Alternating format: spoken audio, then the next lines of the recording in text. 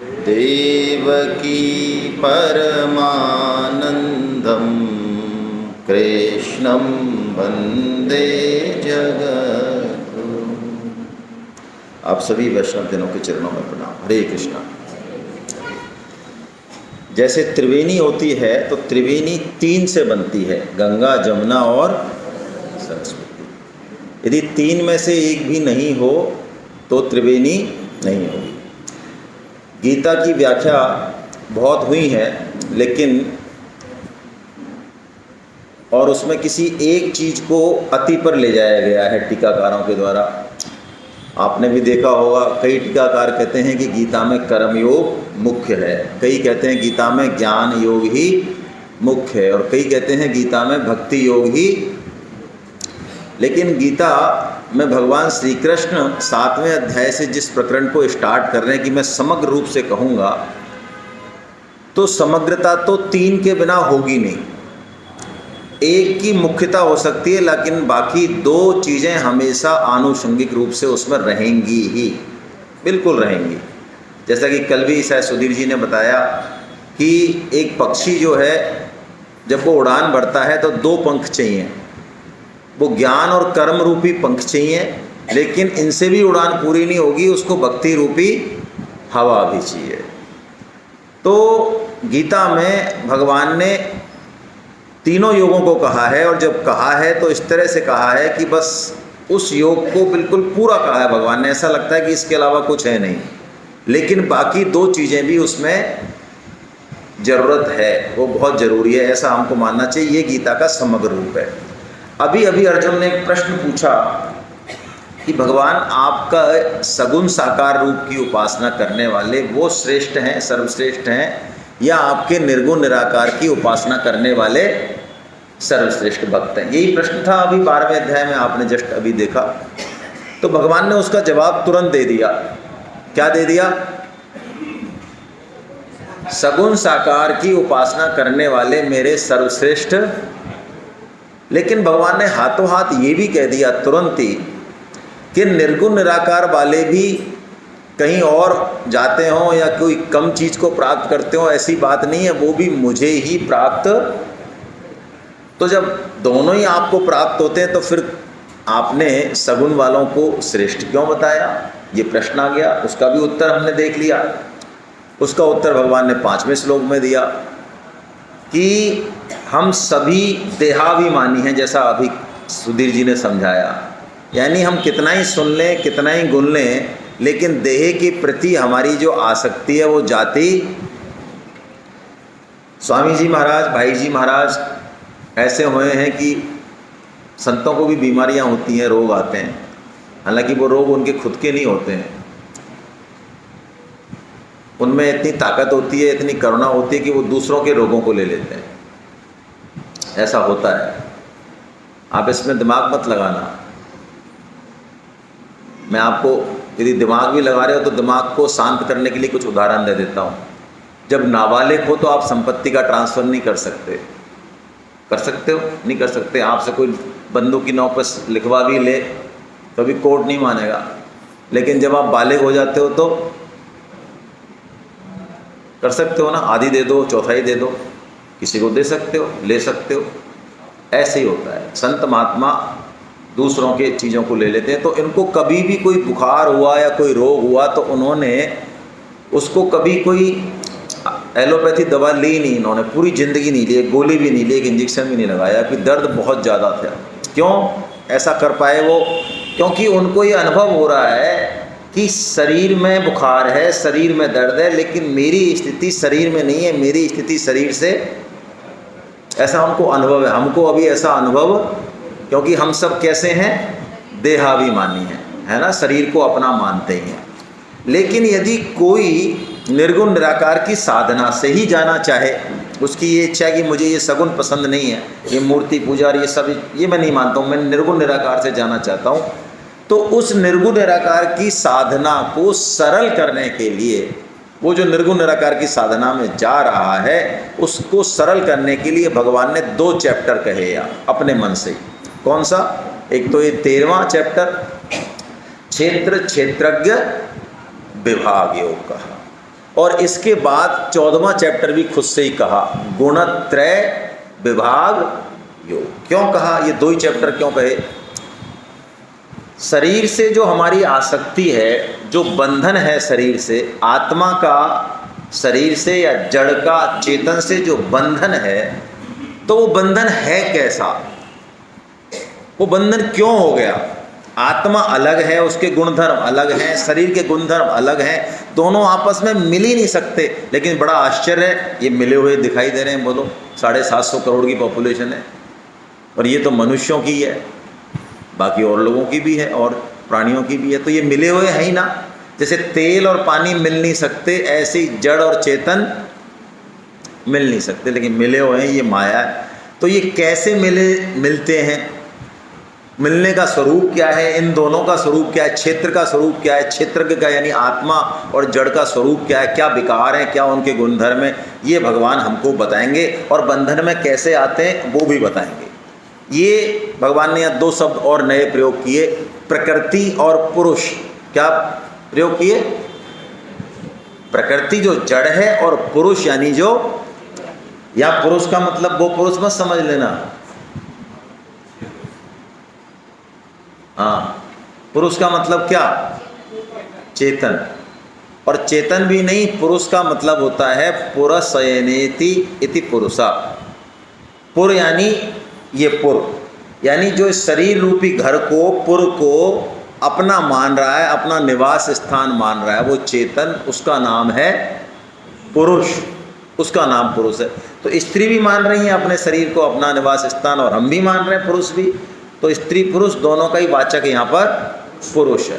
ठीक है, तो भगवान ने प्रकृति और पुरुष का बंधन कैसे होता है, ये दोनों अलग अलग हैं, बिल्कुल रात और दिन का फर्क है, फिर भी ये एक कैसे हो जाते हैं, ये हमको समझाएंगे। ये कैसे बांध लेता है, प्रकृति बांध लेती है या पुरुष बंध जाता है, बंधने के क्या कारण है, क्या स्टेप्स हैं वो बताएंगे, और कैसे इनसे छूटा जाए वो बताएंगे। ये 2 चैप्टर इसके लिए भगवान ने, क्योंकि जब तक इसको नहीं जानेंगे तब तक निर्गुण निराकार की साधना संभव है। तो पहले हम ये चैप्टर देखते हैं जिसका कि नाम है क्षेत्र क्षेत्रज्ञ विभाग योग। हम इसको सार रूप में ही समझेंगे क्योंकि ये गीता का सबसे टफ चैप्टर है। इसको बहुत ज़्यादा यदि श्लोकों में जाएंगे तो हाथ ज़्यादा कुछ आएगा नहीं, हम काम की बात पकड़ लेते हैं, है ना।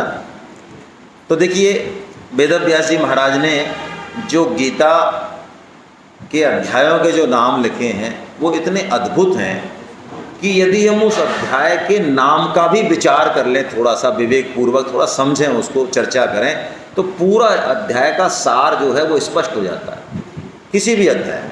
ये मजा है। इसलिए गीता में कई संत कहते हैं 18 योग है, यानी हर अध्याय अपने आप में एक योग है ना। तो देखिए क्षेत्र क्या है, जैसे कुरुक्षेत्र है, धर्म क्षेत्र है, इसी क्षेत्र से अपभ्रंश होकर खेत बन गया। हम जो खेत कहते हैं ना, खेत, ये क्षेत्र से बना है, अपभ्रंश होकर।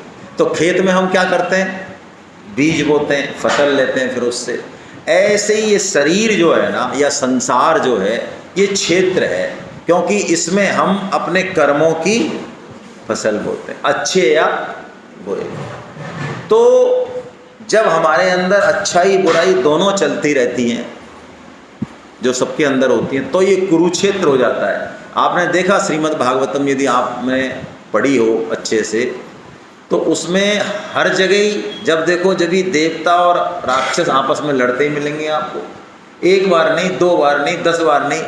कई लोग कहते हैं अरे लड़ते ही रहते हैं क्या यार, इनको कोई काम ही नहीं है। जब जिस चैप्टर में देखो ये देवता और राक्षसों में एक बार युद्ध हुआ, असुरों में युद्ध हुआ, तो भैया हमारे अंदर क्या अच्छी वृत्तियों का और बुरी वृत्तियों का क्या युद्ध रोजाना नहीं चलता है? हैं? बस तो वही तो है भागवतम में। दैवीय प्रवृत्ति और आसुरी वृत्ति जब आपस में लड़ती हैं तो ये कुरुक्षेत्र हो जाता है। और मानव जीवन में हमको ये सुविधा मिली है कि इस कुरुक्षेत्र को हम क्या बना लें, धर्म क्षेत्र बना लें। आसुरी संपत्ति को हटा दें तो ये धर्म क्षेत्र बन जाएगा। इसके लिए हमको इस चैप्टर को समझना पड़ेगा, क्षेत्र क्षेत्रज्ञ विभाग योग। देखिए क्षेत्र वो है जो लगातार बदल रहा है, जो नाश में जा रहा है। आज है, कल नहीं है, कल भी नहीं था।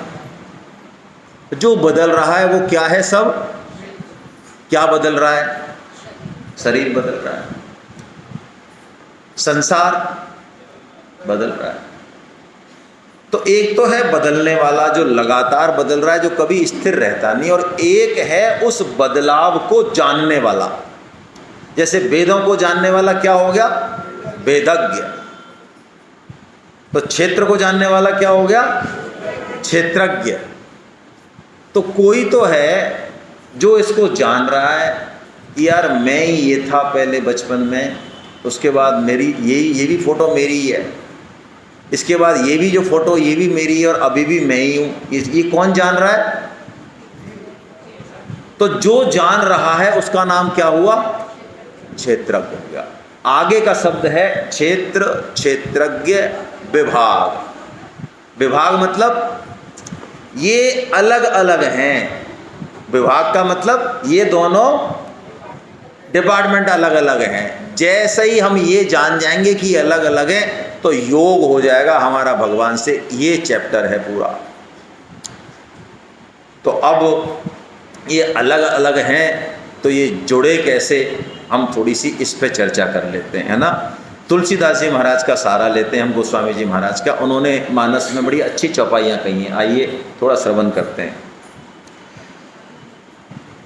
ईश्वर अंश जीव अविनाशी, चेतन अमल सहज सुख राशि। किसका वर्णन हो रहा है? ये क्षेत्रज्ञ का। वो किसका अंश है? ईश्वर का। ईश्वर अंश जीव अविनाशी है। अविनाशी यानी वो मर ही नहीं सकता। और उसके गुणधर्म क्या बता रहे हैं? चेतन है, अमल है। अमल मतलब उसमें कोई मल, कोई विकार, राग द्वेष काम क्रोध कुछ, और सुख राशि है। ओहो, सहज सुख राशि मतलब उसको कुछ करना नहीं है, कोई कर्म योग या कुछ नहीं। भगवान कह रहे हैं तुलसीदास जी की क्षेत्रज्ञ में तो अपार सुख का भंडार है, वो सुख स्वरूप ही है, ज्ञान स्वरूप ही है। ऐसा वर्णन कर रहे हैं क्षेत्रज्ञ का। लेकिन हम यदि अपने को देखें तो हमको इन गुण धर्मों से मिलता जुलता कोई निशान हमारे अंदर मिलता है क्या भाई? बहुत कम लोग ऐसे होंगे जो जहाँ चले जाएं किसी जगह तो सारा वातावरण खुशबू से हो जाए, बड़ा प्रसन्नता आ जाए, लोगों में अच्छे भाव पैदा हो जाए। संत चले जाएं तो हो जाए। हम तो जाते ही वहाँ के वातावरण में क्या घोल देते हैं तो हम ही जानते हैं। हमारे पास जैसा सामान होता है वैसे ही बाहर हम जो है फेंकते हैं प्रोजेक्शन। तो क्यों हो गए हम ऐसे? सो माया बस बंधो गोसा पर, सो माया बस पर्यो गोसाई, बंध्यो कीर मरकट की नाई। वो कह रहे हैं कि ये ऐसा है होने को तो, लेकिन माया के कारण ये बंध गया। और कीर और मरकट दो उदाहरण दिए। बंधने की प्रक्रिया क्या है? दो उदाहरणों से बांधा। जड़ ने नहीं बांधा, वास्तव में माया ने बांधा नहीं, माया ने तो कुछ किया। क्या किया? कुछ चीज़ों का स्वरूप बदल दिया। बंधे तो हम खुद ही हैं। कैसे बंधे? तो एक तो तोते का उदाहरण दिया तुलसीदास जी ने, और एक मरकट यानी बंदर का उदाहरण दिया। तो बंदर का जो उदाहरण है वो हम ले लेते हैं, ज़्यादा समझ में आएगा हमको। बंदर को पकड़ने वाले मटकी को जमीन में गाड़ देते हैं। उस मटकी का जो मुंह होता है वो बहुत छोटा होता है, उसमें ऐसे हाथ नहीं जाता, ऐसे हाथ चला जाता है, और उसमें वो चने डाल देता है, मदारी या शिकारी जो भी है। तो बंदर देख लेता है। अब आपको इस उदाहरण को अपने ऊपर घटाना है। यदि आप बंदर के ऊपर घटाओगे तो समझ में कुछ ज़्यादा आएगी नहीं बात। इसमें बंदर कौन है? यदि खुद को मानेंगे तो कुछ फ़ायदा होगा, और बंदर बंदर देखते रहे, अच्छा वो है क्या, हाँ ठीक है, फिर कुछ नहीं होगा। अपने को देखना है, ये सारा काम अपने साथ हो रहा है, अपने लिए कहानी कही जा रही है ये। तो वो जो बंदर है वो देख लेता है कि मदारी ने मटकी गाड़ दी और चने गाड़ दिए, देख लेता है। लेकिन चने के लोभ से वो वहाँ समझ में आ रही है बात? अपने ऊपर आ रही है ना? संसार दुखालय है, मौत हो रही है, सब चीज़ हो रही है, किसको पता नहीं? बंदर को पता है ना? पता है, फिर भी बंदर जा रहा है। क्यों जा रहा है? चने के लोभ में जा रहा है। हमको भी लोभ है? कोई काम सुख का लोभ है, कोई धन का सुख का लोभ है, कोई ममता का है, कई तरह के सुख हैं हमारे पीछे। हमको लगता है सुख है, इनमें सुख है नहीं, लगता है हमको, तो हम चने के लोभ में पहुंच जाते हैं। तो बंदर भी पहुंच गया। अब पहुंचने के बाद क्या किया उसने? ज़्यादा से ज़्यादा चने इकट्ठे करने की, बोलो हम भी ऐसा ही करते हैं? सही चल रही है ना कहानी? तो जैसे ही वो मुट्ठी बढ़ता है तो उसको पता लग जाता है मदारी को कि इसने अब मुट्ठी, अब वो मुट्ठी जब बढ़ता है तो वो मुट्ठी उस छोटे से मुंह से बाहर नहीं आती। अब वो मदारी उसकी तरफ चल देता है, उसको पता भी है कि मदारी आ रहा है, लेकिन चने का लोभ इतना है कि वो उस चने की मुट्ठी को छोड़ नहीं, तो पकड़ा। अब बताइए बंदर को किसने पकड़ा? ऐसे ही तुलसीदास जी कह रहे हैं, जड़ और चेतन की ग्रंथि में इस चेतन ने ही जड़ को पकड़ा है। एक महात्मा जी थे, उन्होंने जब ये स्टोरी सुनाई तो उनके शिष्य ने कहा, महाराज हमारे समझ में आई नहीं बात ये क्या बात है? भगवान ने माया बना दी, इसने इतना बड़ा ये सुंदर संसार बना दिया, इसके चक्कर में हम फंस गए, फालतू चक्कर में। नहीं तो हम तो इतने बढ़िया आदमी, आपको पता ही है, हम नहीं मानते ये कि हमने पकड़ा है इनको। तो महाराज ने कहा कि तुम्हारा क्वेश्चन जरा भारी है, तो कल सुबह आना। तो पहुंच गया वो टाइम पे आश्रम पे। तो महाराज जी क्या है, नीम का पेड़ था, उसको पकड़ के खड़े थे। तो वो बैठा रहा, महाराज जी आ जाओ मैं आ गया टाइम पे क्वेश्चन। तो महाराज जी ने कहा डट जा रहा, बहुत देर हो गई। उसने कहा कमाल है, मेरे को ऑफिस जाना है, महाराज जी जो है नीम। तो पहुँच के वहाँ पहुँच गया। महाराज जी से कहा, महाराज जी चलो जरा मेरे, अरे कि चलूँ तो सही, जब मेरे कोई नीम का पेड़ छोड़े जब भी तो चलो, मैं तो 1 घंटे से जो है इससे युद्ध कर रहा हूँ। तो उस चारों तरफ घूमा, उसने कहा महाराज जी कमाल कर रहे हो आप, ये नीम के पेड़ ने आपको पकड़ा है कि आपने नीम के पेड़ को पकड़ा है? तो महाराज जी ने कहा यही तेरे प्रश्न का उत्तर है भाई, ये संसार ने तेरे को पकड़ा है कि तूने इसको पकड़ा है। हम संग करते हैं। देखिए संसार अपने आप में खराब नहीं है, शरीर भी खराब नहीं है। शरीर माध्यम खलु धर्म साधनम, ऐसा भी आया है शास्त्रों में। इस शरीर तो, संसार तो परमात्मा से मिलने की सीढ़ी है। और ये जो संसार में दिखता है, ये जो प्रेम करुणा कहीं कहीं थोड़ी बहुत दिखती है, रिश्ते नाते, ये भगवान का ही तो हस्ताक्षर है। यदि हम इसका संग नहीं करें, इससे लेने की प्रवृत्ति नहीं करें, ये चने के चक्कर में हम फंस जाते हैं। यदि चनों से हम निष्काम हो जाएं, सेवा का भाव रखें, तो ये जो संसार जो फंसाने वाला है, ये संसार भगवत स्वरूप हो जाएगा, ये परमात्मा से मिलाने वाली सीढ़ी हो जाएगा। सीढ़ी है ये शरीर भी सीढ़ी है, ये रिश्ते भी सीढ़ी है, ये संसार सीढ़ी है। भगवान ने बनाया भी इसलिए इसको कि हम इसको यूज करें और चढ़ जाएं भगवान से मिलने। लेकिन हम क्या करते हैं, सीढ़ी इतनी सुंदर बना दी भगवान ने। अब आपको क्या है, यहाँ पे कोई आतंकवादी हमला होने वाला है और सीढ़ी लटका दी किसी ने, भाई साहब जल्दी से आ जाओ सुरंग में से ऊपर, बाहर निकलते हैं, बस खड़ी है। लेकिन अंदर आपने देखा सीढ़ी सोने की है, एक एक कदम आप बढ़ रहे हो और आप सुना आ रहे हो। आपने देखा यार 24 कैरेट है यार, इतना प्योर तो हमारे कानपुर में भी नहीं मिलता। अब आप चाहते हो कि यार ऊपर तो जाऊं, लेकिन इस सीढ़ी को नहीं छोड़ूं यार भाई साहब। तो बोलो आप ऊपर पहुंच जाओगे? पहुंच जाओगे सीढ़ी के लगे? तो इस संसार जो हमको तारने वाला था वस्तुतः, उसको हमने अपने आप में फंसाने वाला बना। इस गुण संग के कारण भगवान कह रहे हैं, संग यदि नहीं करें, देखिए हमको 2 शक्ति मिली। एक तो हमको इच्छा शक्ति मिली है, चेक करें सब अपने आप को, सबको मिली है। और एक प्राण शक्ति मिली है हमको, हमारी सांस फिक्स है। हेलो, कोई मुगालते में नहीं रहे, एक सांस 1 करोड़ में भी नहीं मिलेगी। तो जीवन मुक्ति क्या है, क्षेत्र क्षेत्रज्ञ विभाग योग क्या है कि प्राण शक्ति जा रही है, खत्म हो रही है, पता है हमको खत्म हो रही है। प्राण शक्ति जाए इससे पहले हमारी हम इच्छाओं को खत्म कर लें। भोग लिया, धन ले लिया, मान ले लिया, बच्चे भी पैदा हो गए, बच्चों के बच्चे हो गए, स्त्री सुख, जो सुख था सब देख लिया ना। अबे देख लिया नहीं, क्या है, कचरा है कि क्या है, इसी में जो कुछ है देख लिया ना। अब छोड़ो ना इसको। यदि इससे मुक्त हो गए, इच्छा शक्ति खत्म हो गई और प्राण शक्ति है, ये जीवन मुक्ति है। क्या है ये? और प्राण शक्ति खत्म होने को है, लेकिन इच्छाएं अभी बनी हुई हैं। बुढ़ापे में भी जो है नहीं है कंट्रोल बिल्कुल, है ना। तो क्या होगा भैया, यही मरण है, यही पतन है।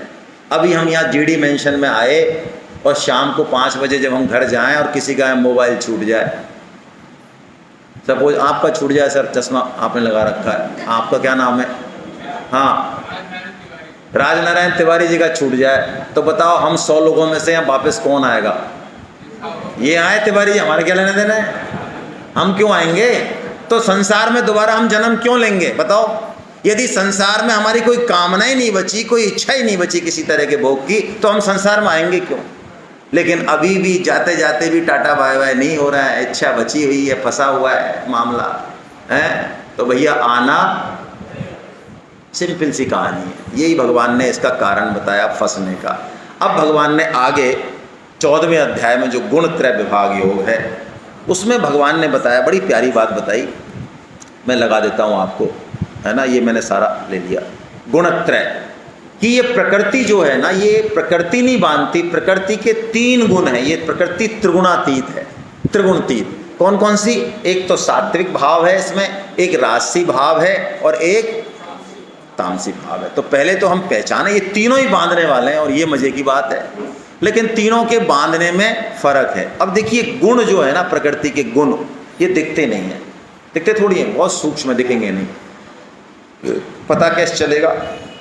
तो शास्त्र बता रहा है, गीता बता रही है कि पता चलेगा इनकी प्रवृत्ति जो है। देखिए ये तीनों कठपुतली की तरह नचा रहे हैं ना हमको, ये 3 गुण हैं, ये हमको तीनों नचाते हैं, इनके पूरी जिंदगी हम इनके चक्कर में नाचते रहते हैं। सात्विक गुण भी नचाता है, राजसी भी नचाता है और तामसी भी नचाता है। राजसी कैसे नचाता है, तामसी कैसे नचाता है, तीनों का अलग अलग तरीके से नचाते हैं, ये वो भगवान बता रहे हैं। देखो सात्विक गुण वैसे तो बहुत बढ़िया है, निर्मल है ना। भगवान ने कहा निर्मल है, प्रकाशवान है और निर्विकार है, इतने बढ़िया है गुण है। इसका मतलब सात्विक गुण हमको ग्रहण तो करना चाहिए क्योंकि अच्छा है, भगवान बता रहे हैं। लेकिन भगवान इसको भी बांधने वाला बता रहे हैं। बोलो, अब आपके समझ में ये बात नहीं आएगी शायद कि सात्विक गुण बांधने वाला कैसे हो सकता है। सात्विक गुण, हम सत्संग में जा रहे हैं, हमारे मन में अच्छे विचार उठ रहे हैं, हम जब तब ध्यान कर रहे हैं, ये भी बांधने वाला हो सकता है? कैसे भाई? बोलो, किसी के मन में कोई बात हो तो बताओ।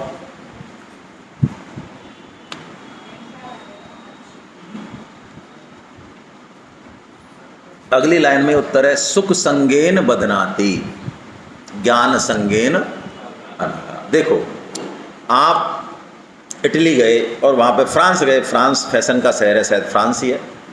तो फ्रांस से आप शैम्पू ले आए और वो शैम्पू इतना बढ़िया इंडिया में तो मिलता नहीं और बाल भी उससे एकदम बहुत बढ़िया हो जाते हैं। तो आपने वो शैम्पू लगा लिया। अब शैम्पू लगा लिया, लेकिन तिवारी जी आ गए, ड्राइंग रूम में बैठे हैं, तो तिवारी जी को भी अपना थोड़ा सा बताना है कि हम भी, आप क्या समझते हो, हमारे यहाँ भी शैम्पू जो हम लगाते हैं ये फ्रांस का है। अब शैम्पू का काम था कि लगाने के बाद बालों की गंदगी उसने धो दी, अब उसको साफ करके और आप आ जाओ। लेकिन आप क्या उस शैम्पू से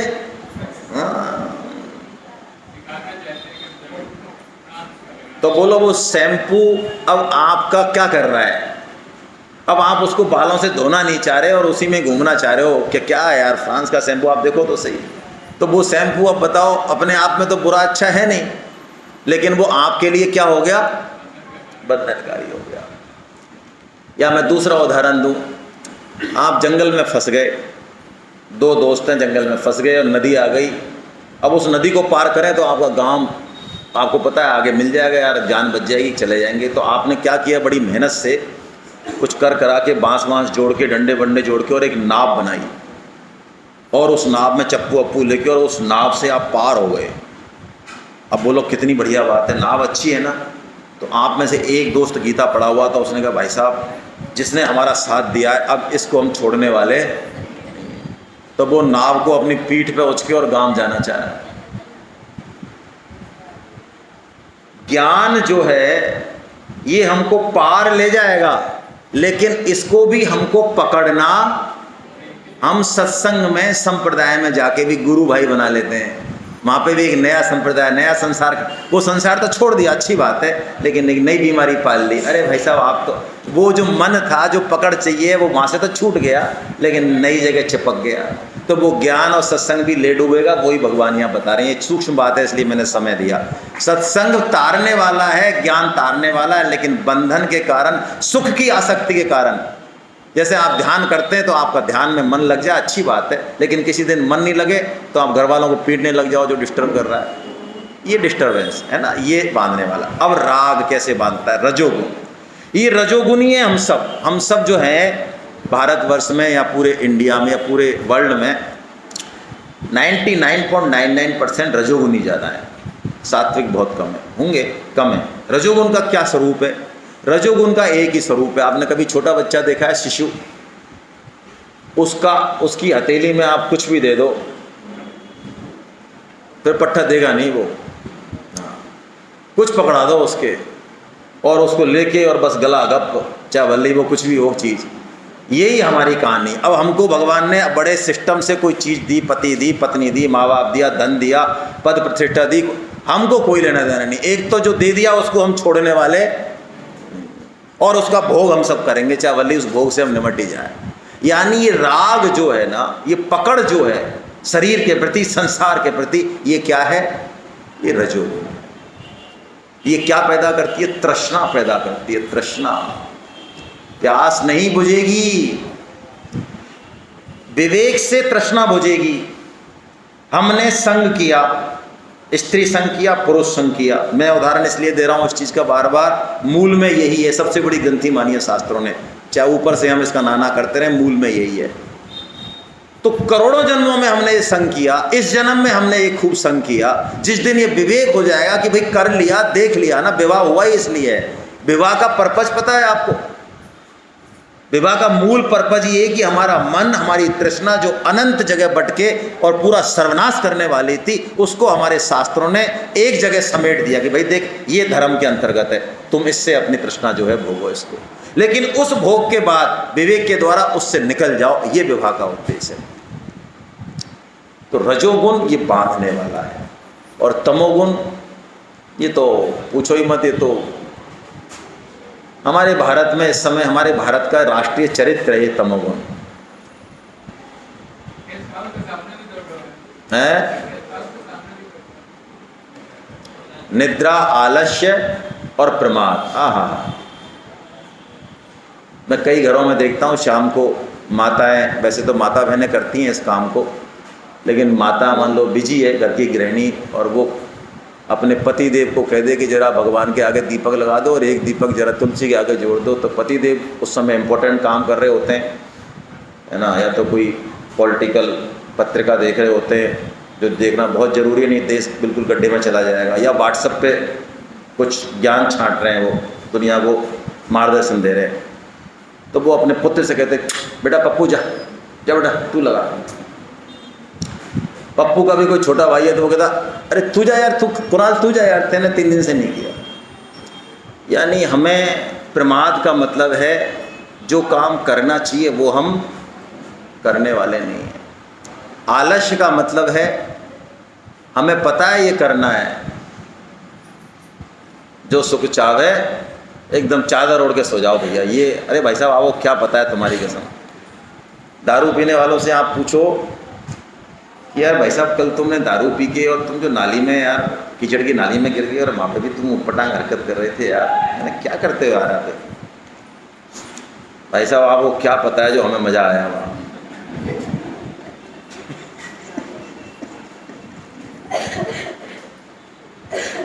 आपको तो कैसे समझाए, मतलब आप मूर्ख राज हो, आपको कैसे, हमने तो अनुभव किया है ना वो। तो ये आलसी जीव भी बस ऐसे ही भजन है धरती पर। भगवान इनके बारे में गीता में कहते हैं ये मरी जाए तो अच्छा है। हाँ भगवान बोल रहे हैं, आपको यदि गुस्सा लगे तो मैं श्लोक नंबर बता दूंगा। भगवान कह रहे हैं मरी जाए तो अच्छा है। और निद्रा क्या है भाई? ये सोना नहीं है निद्रा।